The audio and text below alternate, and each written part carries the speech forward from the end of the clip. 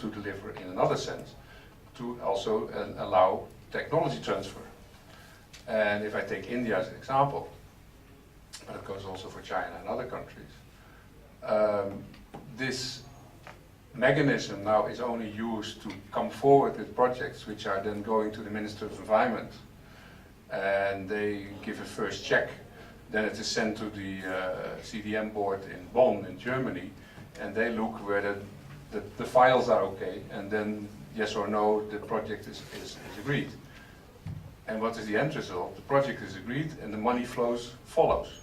But that's not an interaction, as it was also meant in CDM, that for instance a European company in Belgium or in my country, the Netherlands, would directly engage with a company in India or in China or in the Philippines or wherever to make a joint exercise, including transfer of technology or sharing of technology or common research and share the IPR or what have you. So this money is becoming completely anonymous and may indeed lead, I don't know, you have studies on that, I would be happy to see them. Not that I'm happy with the results, but I would be happy to see what you have collected. This indeed may then, because it's only money, then some money may end up where it shouldn't be. So, but it doesn't mean that CDM as such should be criticized for not being effective. It's the people, and sometimes even the governments, who have twisted the routing of the money, or rather to twist it only to a routing of money instead of sound cooperation projects. Now, I'm talking too long, I know, but the Kyoto Protocol, as far as we are concerned, we would prefer a completely new legally binding instrument, not because we don't like Kyoto, but the biggest problem of Kyoto is the US is not a party. So how do we get the US to do something? Not by just continuing with Kyoto, because they don't give a damn, sorry for the non-diplomatic language, but they are happy not to be party. They will never be party, not to Kyoto plus, to Kyoto minus, or the son of Kyoto. They will never be a party. So we need something else to engage also the US. Not that we are prepared to do a full striptease to have the US on board, but at least we have to get to a level of negotiations that also the US will be on board. Now, if it helps that the European Union would commit itself to a second commitment period to get to that position, we will do it. But it also then would mean that also India, China, Brazil, South Africa, so the emerging economies also do something positive, because it's, in our view, a bit too easy to say, yes, we are developing countries, and 20 years ago this was the division we made. In 20 years a lot has happened. A lot of people in India are poor. 600 million people don't have electricity. I know all the stories, I know all the data. I'm now almost 4 years in India. But India as such is not poor. It's also a question how you spend your money, how you address your priorities. And that goes for other countries as well. So if, and we heard that yesterday again in a meeting also from Dr. Kiran, if India, with its current growth rate, with its forecast of economic growth, etc., will finally maybe come to 4 billion tons of CO2 emissions with 3 point something ton per capita with a population of 1.5 billion, then you will have much more than we started with in 1990 as our emissions. So even if we would completely stop all activities in the developed world, including the US, we will go beyond the 2 degrees. So I think it's a common responsibility not to say, okay, you have the historical responsibility, you should do something about it. We are doing it. We are walking the talk, both financially and in actions.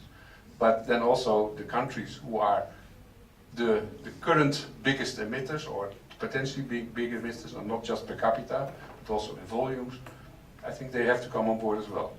And again, this should be maybe in a mix of Kyoto and a new treaty, I don't know, but anyway, I think we will not get there by just pointing at the EU or Australia or Canada. I think India has to come on board as well. Thank you. Anybody else?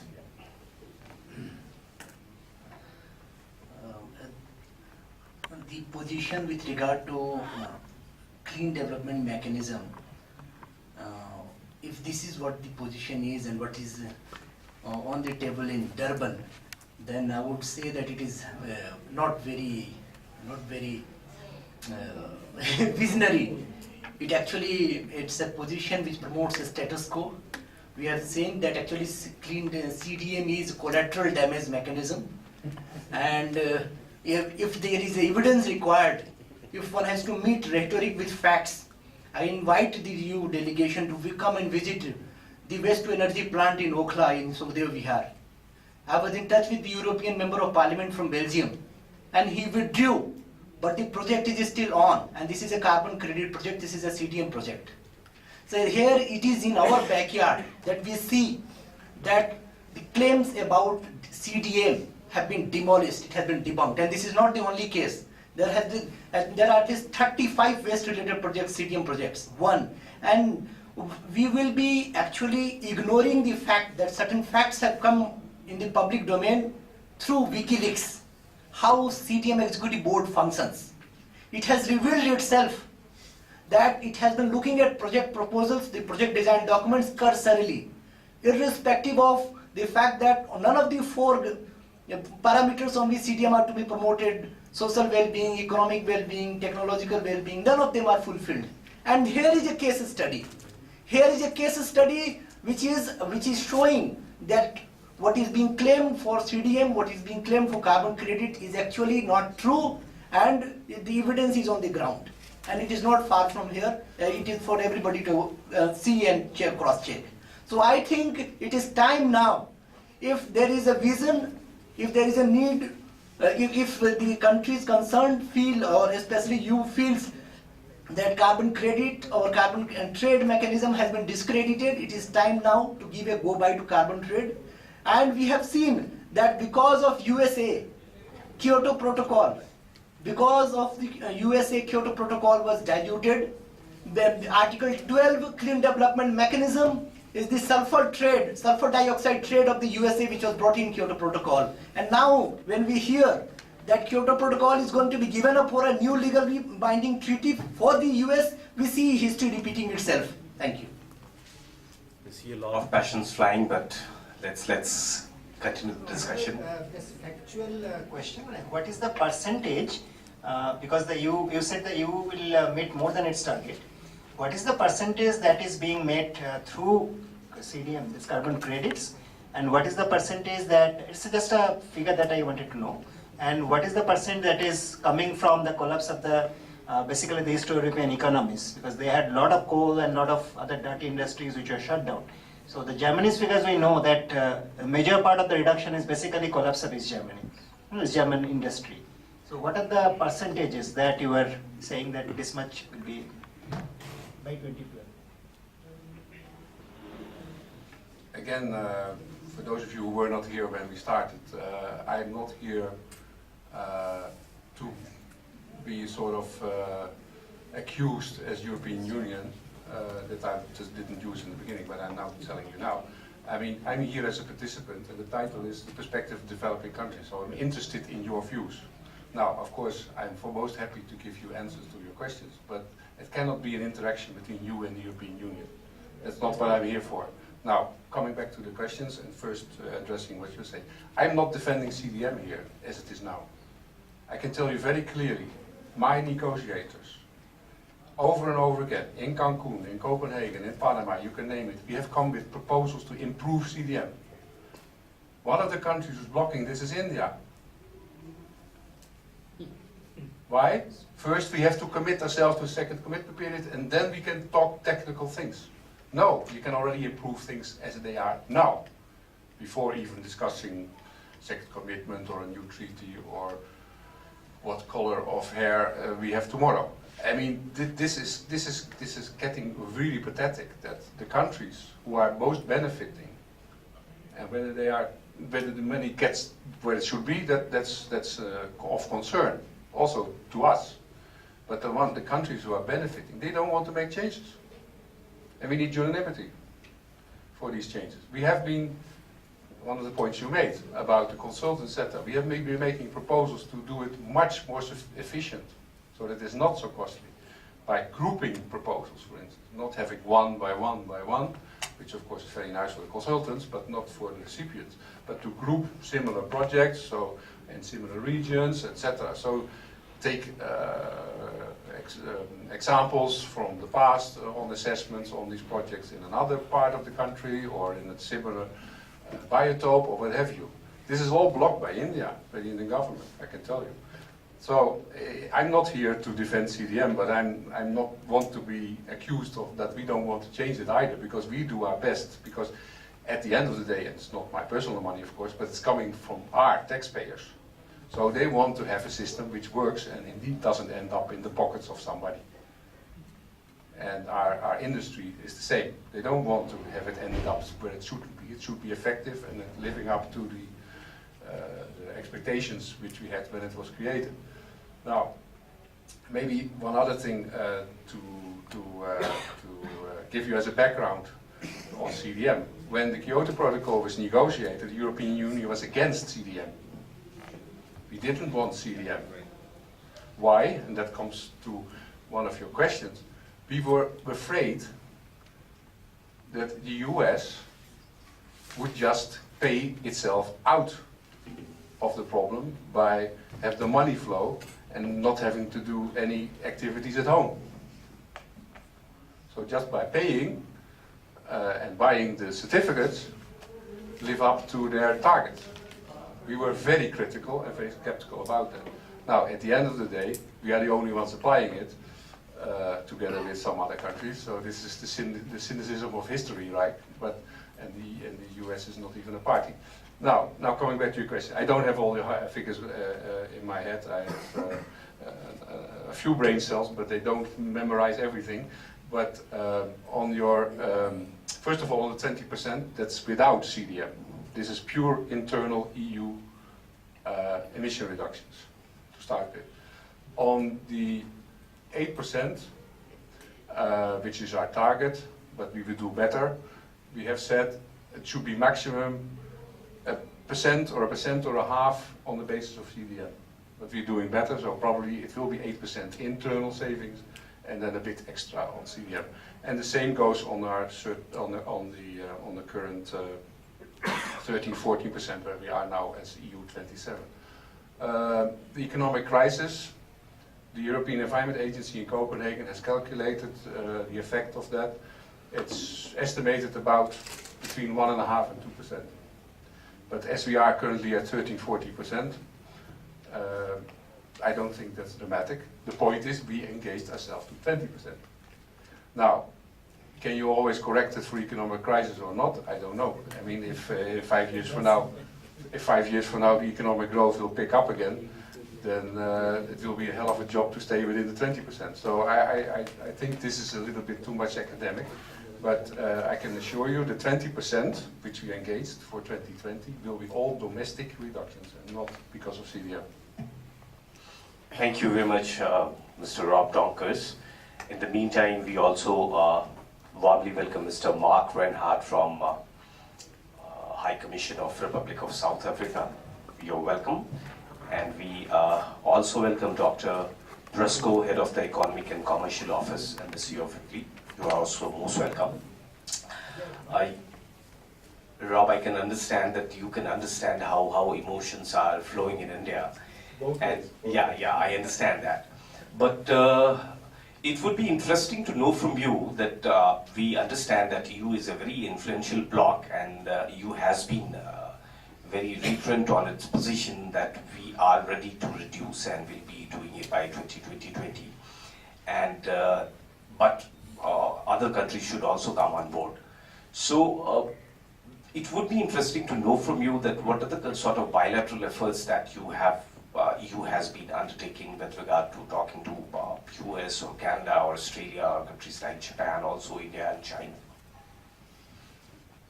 Before that, can I have just one comment? In fact, the thing I started with, I think, as I explained, the Indian civil society position which has evolved is really much closer to part of what you were saying, because in India, within India, we have very clearly demanded that the Indian government take a position which not only asks for money and some of the other demands that it does in the international negotiation, but also takes action domestically.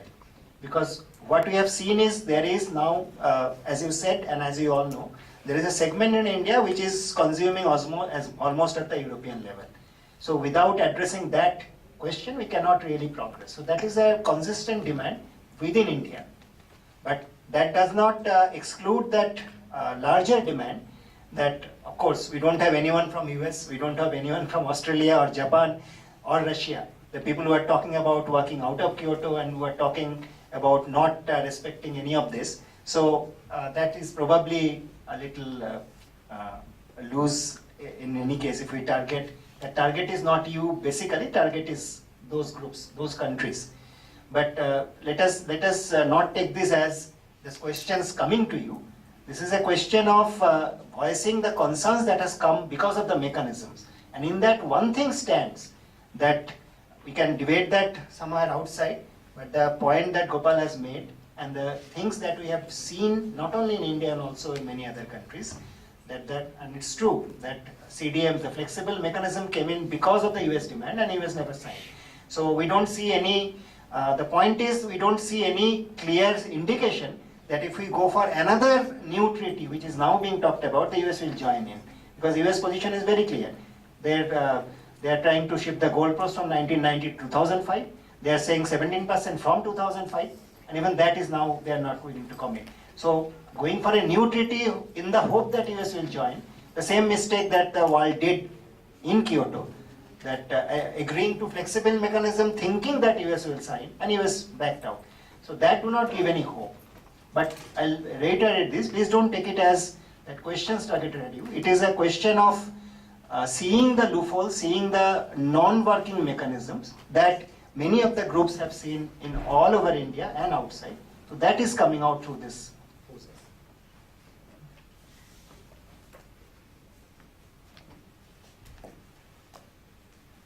Yeah, so you want to share any of the insights of bilateral efforts of you with other countries, default countries? To some extent, because this is still a process ongoing. And you can be sure that we speak with everyone, and sometimes not always to their liking, including the US, but also South American countries, etc. And Asian countries, of course. But it requires also that, and I mentioned that in my opening remarks, that the other party wants to talk to us. And for the time being, India is not one of them. They apparently have decided that there's no point in discussing with us. Okay, we respect that, we are grown-ups, but it doesn't help.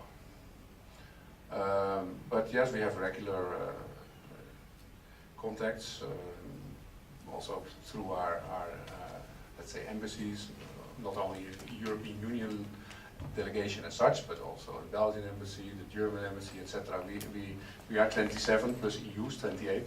So I don't think there's one day which goes by without EU outreach in some part of the world. And of course now it's getting a little bit more busy towards another important conference like COP17. In terms of what you just said about, okay, yeah, we don't have much high hopes, or let's not make the same mistake as with Kyoto, the US will not sign. That may be so, and certainly we will not do the same striptease as we did for the negotiations in Kyoto. But again, at the moment, it's still the second largest emitter. If we don't try, but not at every price, if we don't try to get the US on board, we just let them off the hook. And what will be the effect of that? Apart from it will not help to stay within the 2 degrees, it will also give them a comparative advantage in economic terms. Because they can just continue to pollute and produce, and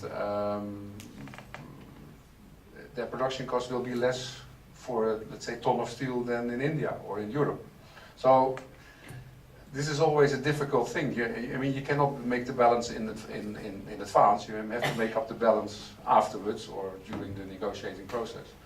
And that can be in the middle of the night. I mean, I've been chief negotiator for a couple of conventions, so I know that sometimes you make the balance at 7:30 on Sunday morning. And then you said yes or no. So I think it's not a criticism, because I know very exactly where you're coming from, and I respect that. But I mean, you cannot just be an outsider and say you shouldn't do it unless you're in it. Now, the difficulty and even the danger, and I tell you this also as a chief negotiator, is that once you're in that room, you only have an eye for what's feasible and not what's necessary. That's I would say, the professional hazard of every negotiator, that you see only what is the possibility in that particular type of negotiation at that particular point in time. And you may not even think about the 2 degrees, but say, okay. So I'm fully with you that we shouldn't do, as I mentioned before, the striptease. And that's the danger.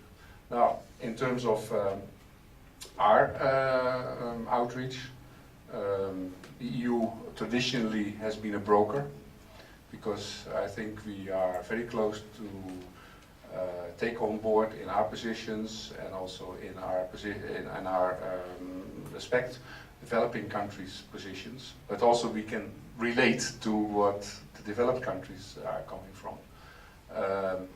Before we go, and I say this also because we know very well how it is to get to this balance. As I mentioned before, we have rich countries in the EU and we have poor countries in the EU, and before we can go out to India to talk or to go to Durban in an international context, we have to have our position ourselves. I can tell you, this is also a hard job to have one common line of 27 countries, and that is painful.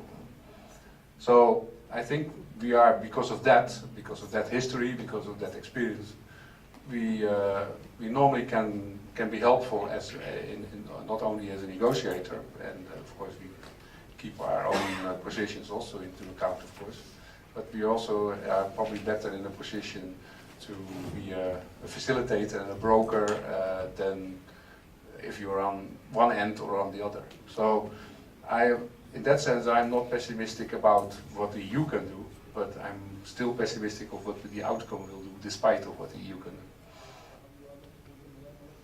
Thanks a lot, Rob. Now I think Mark must have guessed the mood in the room. It's not very upbeat. Also among civil society organizations in India, it's not very upbeat. But it would be very unfair to say that the expectations from COP17 are very low, because people who are getting severely affected, they would have a lot of expectations naturally from the COP17. Not having much expectation also means that we are not trying to burden Durban with the kind of expectations that was there before Copenhagen. But at the same time, as I said, that it would be very unfair to say that we don't have much expectations from COP17. So we are very thankful for your presence here, and would definitely like to hear from you what are the kind of bilateral, multilateral efforts that South Africa has been doing with other countries, and what kind of possibilities that we see in COP17 for a global fair deal. And there are a number of priorities in terms of mitigation and second commitment period of Kyoto Protocol, and also climate finance, technology transfer, also important issues related to RED and agriculture. So how do you see the development of that? In the meantime, we also welcome Mrs. Bolu Sareen from One Vision. Yeah, thank you. Thank you. Thank you very much, Chair. Firstly, apologies for coming in late. It's as I think everyone around this table can appreciate, this is a very busy time for us as a mission. With the COP17, last week we had the Indian Ocean Rim meeting, which was in Bengaluru, and so it's just an incredibly busy time. So I apologize for being late, and also apologies that the High Commissioner could not be here himself. I know that this was something he wanted to attend, but unfortunately it wasn't possible for him to be here this afternoon. We at the High Commission, in fact, it was about 3 weeks ago, we did a presentation for journalists here in India, which was very well received. There were some very pertinent questions asked during the presentation there. And also last week we were in the fortunate position in that the chairperson of COP, Minister Mashabane, has appointed Mr. Bali Musa, who used to be our Minister for Environment Affairs. And she appointed him as an unofficial broker, an unofficial person who should travel around and have discussions with the various countries, with the various chief negotiators in the countries, with the various ministers. Now, he's been traveling throughout the world. Last week he was in India. He had discussions here with the chief negotiator and also with the Indian minister. So I'm just putting that in sort of, in fact that's in the presentation. I had that at the end of the presentation. But I think just to come back to what you pertinently asked is, what is South Africa doing? And I think that is what we are, and you'll see from our presentation, that's one of our main focuses. It's just to create that enabling environment, to be aware of what, I mean, we know what the stumbling blocks are, but we want to know what the various countries' bottom line is. Because at the end of the day, as you said, there's not a high level of expectation, but there is expectation nonetheless. This is the last conference we have. Something has to come out of this conference. Next year there is no more Kyoto Protocol. It is something, whether it is a new Kyoto Protocol with buy-in from the different parties, whether it's an agreement which needs to be an interim agreement which needs to come out. We need to have direction, and that is what we hope to come out of this conference. But as everyone around the table knows, the theme for the conference is working together, saving lives today and tomorrow. Now this aptly encapsulates the importance of what is going to lie before all the delegates at the conference in South Africa. As South Africa hosts the event, it is critical to mobilize humanity, and I think that's where this forum plays such an important role as well, to ensure support for the event, because our survival as human beings depend on the safety and preservation of the environment.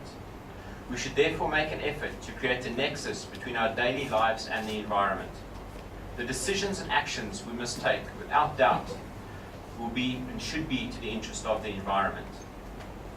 South Africa and India, indeed all the countries attending the COP conference, should take their rightful place at the event and must do so mindful that we owe a better future to our future generations and therefore need to treat the world and environment with the utmost care. We must play a pivotal role to build sustainable societies and a sustainable world. These are things which all of you around the table as experts in this field, I think, feel passionately about. And it's something which shouldn't just be paid lip service to as a broad ideal. It should be the driving force in the way we go forward and into the conference. Specifically the conference in Durban.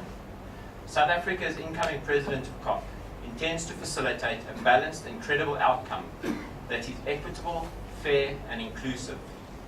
This intention is informed by the fact that South Africa has been part of the climate change negotiations from even before the Kyoto Protocol was adopted in 1997. Furthermore, South Africa's hosting of COP17 as a developing country demonstrates our commitment to address the global threat to climate change from a developing perspective. In its informal consultations at ministerial, negotiators and stakeholders level, South Africa has emphasized the party-driven principle. In order to achieve the balanced outcome, South Africa will inter alia require the operationalization of the Cancun agreements, as well as a commitment to deal with the unfinished business of the Bali Roadmap and Action Plan. As mandated by the Cancun agreements, South Africa undertook a number of informal consultations over the last year in order to prepare parties for the meeting in Durban. In this regard, and I'm just going to mention there's a whole list, but there's the St. Petersburg Climate Dialogue, which took place in Berlin in July. There was the Leaders Dialogue Forum, which took place in New York in September, the Intersessional meeting in Panama in October, and recently, as last month, the pre-COP meeting in Stellenbosch. Ladies and gentlemen, as can be seen from the above, South Africa's role, therefore, is to lead the world in forging a common consensus in terms of reversing the adverse effects of climate change. By hosting COP17, South Africa hopes to uphold the rules-based multilateralism as one of our fundamental interests which we aspire to globally. Accordingly, South Africa will endeavour to uphold the consensus nature of decision-making that has characterized the UNFCCC and its conference and parties since 1995.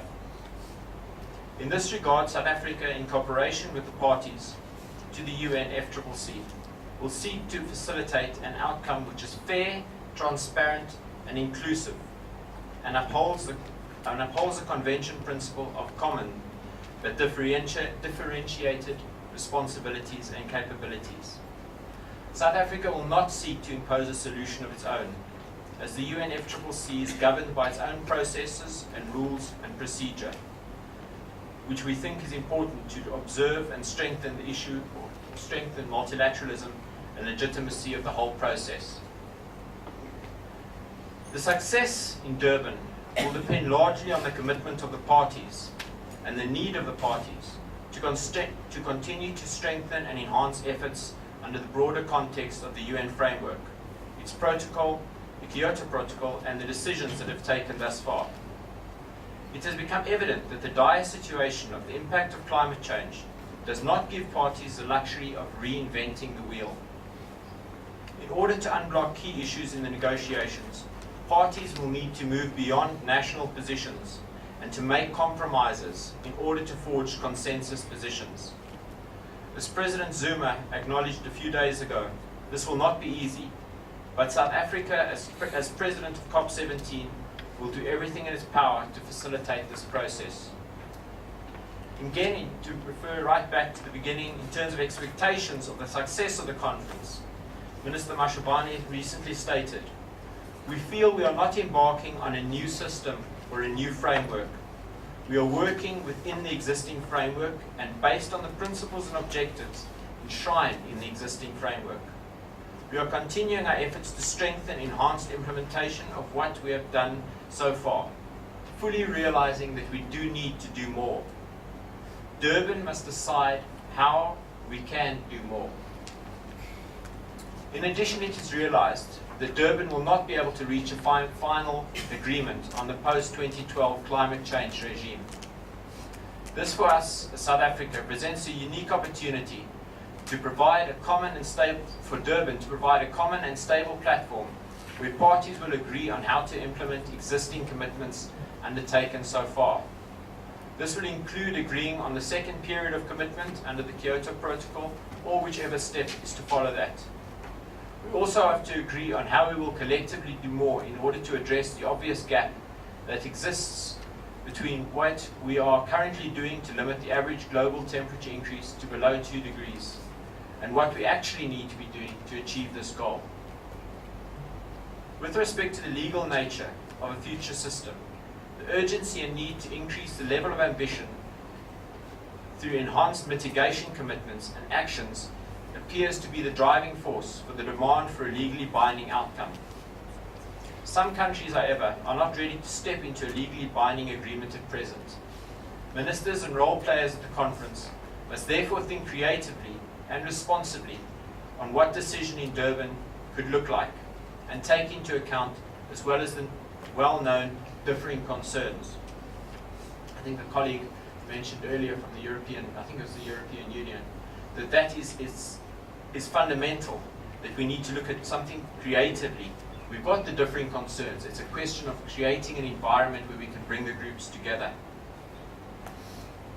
If the matter of future actions can be resolved, South Africa believes that the agreement on the outstanding mitigation matters, accountancy and transparency, long-term finance, adaptation and other means of implementation will be possible. With respect to South Africa and India, both countries are vibrant, dynamic, growing economies and cooperate extensively at bilateral and multilateral level. There's the IBSA Forum, the India-Brazil-South Africa Forum. There's the BRICS Forum, the Brazil-India, China-South Africa Forum. And of course there's the BASIC Forum, which I think all delegates around this table will appreciate is a forum which is growing in importance within the climate change debate. Within BASIC, there's a common understanding on the issue of climate change, because the four countries have commonalities in terms of development and expansion. Therefore, there is a need for a common approach that needs to be understanding and consensus.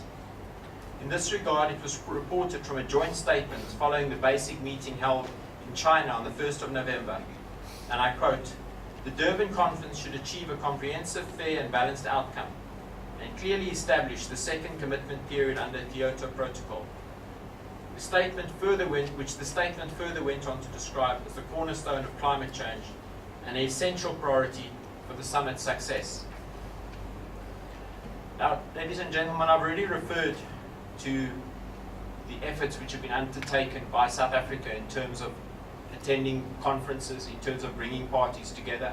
There's also the informal approach by having a chief, well, not a chief negotiator, but let's call it the minister sees it as a person who's identifies the trouble, has identified the challenges, and is going out and discussing bilaterally with the individual countries to find out what their bottom line is. So, ladies and gentlemen, in concluding, we look forward to welcoming hopefully many of these delegates to South Africa. Hopefully many of you are going to be traveling to South Africa. And as indicated, we hope that we'll be able to produce a balanced, fair and credible outcome that will move forward our efforts to address climate change. Ladies and gentlemen, that's broadly speaking. Now, I'm not an expert, as you can appreciate, but it's the environment which we want to create. It's the environment of bringing the parties together. South Africa has a proud history in negotiations, a proud history in bringing parties of differing views, both within South Africa and internationally together. South Africa punches very much above its weight in many situations on the World Forum. We are members of Security Council. It's our second time as a member of the Security Council within 10 years. South Africa plays a leading role, and we want to bring that experience which we have at the multilateral level to bear on this conference and bring the parties together. But at the end of the day, this conference is not about South Africa. It's about bringing together, it's about getting a solution, it's about finding a way forward, it's about giving direction. And while we don't expect the end result and Durban to be put down as it was an outstanding landmark success, where Durban plays an important role is just to create that future environment to get the parties together, that we can move towards something concrete at the end of the Kyoto Protocol. Ladies and gentlemen, that in a nutshell is my presentation. If there's any questions, I'll try my best to answer it. But I can see from some of the faces around this table, it's an experts meeting in many ways. So you're probably going to refer to many things which I have a broad understanding of, broad being the operative word. Thank you very much, Jim. Thank you very much. It's been very helpful, I guess, and we would definitely also like to express our gratitude to the Republic of South Africa for having waived the requirement of applying for visa for COP participants. So that's one of the gestures that's been definitely very helpful for groups like us who are trying to get visa for 40 people, something like that. Thank you very much, Mr. Reinhardt. I think now let's move to Mr. Briscoe from Italy, and let's hear your reflection on how we are moving to COP, and then maybe we can have a sharing of concerns and maybe questions from Mr. Chan. Yes, thank you for this invitation. First of all, also I want to stress that I'm here more in my personal capacity and in my capacity as a non-expert of these issues. As you know, I deal with economic matters at the embassy. But it was very important for us to ensure a presence here today to listen to your concerns and your perspective on this very important issue, so that we can duly report back to our capital and to the experts what the civil society here in India thinks and expects from the forthcoming steps in this very critical negotiation. Very broadly, I can say that I concur with most of the observations and remarks that have been made by my European colleague, that Italy, I think, sees Durban as an important moment for especially to test on the ground the relevance of BASIC as an actor that can and should play a constructive role in this negotiation. And I therefore appreciate the words, the statement made by my South African colleague in this respect. I was also curious to know your view on the changes, let's say, of the approach that we have observed here at the embassy in the Indian government. I think it's even though I'm not an expert, I can say quite confidently that there has been quite a shift, let's say, from the previous minister to the current one in the approach to the Indian approach and the Indian position expressed in the negotiating fora. And I would really like to know what you think about these and what could be from your point of view an explanation, and what could be the way forward in this policy, which seems to be in a process of development. Thank you. Thank you very much. Should we take your question first, or should we go ahead asking questions with Mr. Mark Reinhardt first? How do we do it? Maybe because I'll just seeing this, maybe because the theme is basically priorities and possibilities. Since several country, this diplomatic staff is available, maybe we can also flag some of the larger concerns in Durban. The focus, the thrust which is in Durban, and from, as you said, from our large-scale civil society engagements with this climate crisis issue, some of the concerns can be flagged. In fact, some people are there, but some are in the macro level, and some, as you pointed out, some are as seen as implementation an issue. But mostly I think the macro issues. I'd like to, if you just very briefly, one is very clearly the issue that that was brought up by our Philippine friends, but which is one of the thrust in Durban, that is the climate fund, climate financing. And as we all know, nothing has been settled even in the last discussion. The structure has not yet been finalized. But in that, can we raise these concerns that one, I'd like to bring this again, very important issue of the largest number of people who are suffering need an adaptation support. And that is very, very little in terms of whatever little climate finance that is being discussed about. Because as of now, as I said, 82% plus is going to mitigation. And the way it is going to mitigation has a number of issues. How we address this, how we see is another matter, but number of critical issues, number of resistance to the method that is adopted now, that is the market mechanism through CDM. The second issue that is disturbing a lot of the civil society groups here in India, and I was in Bangladesh till 2 days ago, we had a large number of discussions with Bangladesh groups. The thrust towards including third world agriculture in the carbon market through the soil carbon sequestration. It's a very dangerous trend as we understand it. In fact, if you recall, last year FAO released a report, and that report recommends that first thing it says is there is a huge possibility of soil carbon sequestration through small scale farming.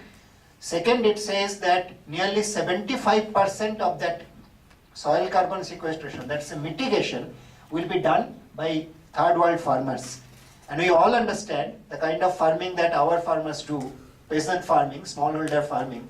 If they have to come into the carbon market, or the carbon market is open towards that, then there will be large-scale disasters. Millions and millions of farmers will lose land, and big corporates will move into that. So that is one of the major concerns that our larger collectives who work with farmers, particularly peasant farmers. We are not talking about large-scale industrial farming here. it's a concern, and I would request all the representatives to keep it flagged that we are very strongly against any thrust towards including agriculture in the mitigation measure. Whereas agriculture is already stressed and agriculture really needs adaptation support. That's not being talked about much. So that's the second point of concern. The third point of concern also is that, as we also mentioned earlier, that probably there is a great trust here in Durban to include RED Plus in the official CDM mechanism. I don't know what is the process of status of negotiation at this point. Ajay might be able to tell it a little better, or Gopal, but there is a possibility that this will be adopted. And the kind of impacts we have seen, wherever we have seen this, even though India, there is hardly any RED Plus project except one, which is a pilot thing. Nepal already is receiving money from some Scandinavian countries, and there is already a lot of disturbance at the ground level. So these are points of concern, and another major points of concern, as we raised earlier, and there is a lot of debate in that CDMs, if most of our communities are seeing CDM projects as not working, then as you said, as Rob said, that things can be improved in terms of Kyoto Protocol also, that we can suggest that instead of abandoning, we can also think of what has not, though we don't accept Kyoto as the ideal situation, but still it was some progress. So improvement in that and commitment to whatever level, I'm not talking only about you only here, so that should be a fourth point which you need to flag. Thank you, Soumya-ji. Coming back to position of India, we also see a dramatic shift in the position of India, and see it in three phases. One was when India was not at all ready to take any kind of reduction commitments, because we believed that we are not the contributors to the, we as a country, India as a state, I mean, is not a contributor to climate change, and therefore we do not have to take any kind of responsibility, as has been already etched in the Kyoto Protocol. Then we came to sort of acknowledge that keeping the rise in temperature below 2 degrees Celsius is important, and that sort of signal that India is moving towards taking some responsibility. And finally, the third stage is when we are talking about National Action Plan on Climate Change or State Action Plan on Climate Change, there has been a definite shift in the approach of the government of India, not only domestically but also in international negotiations and engagement. But with the change of ministry, we are also not very clear that what would be happening in Durban. What is the government going to talk about in Durban?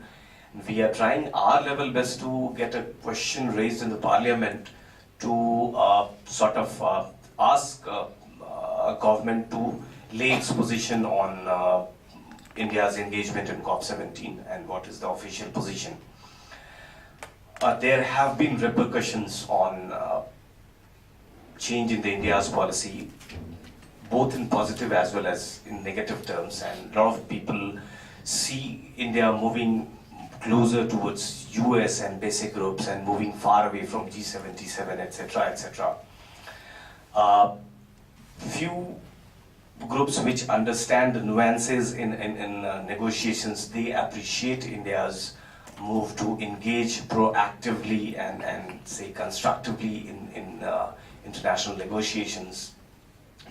But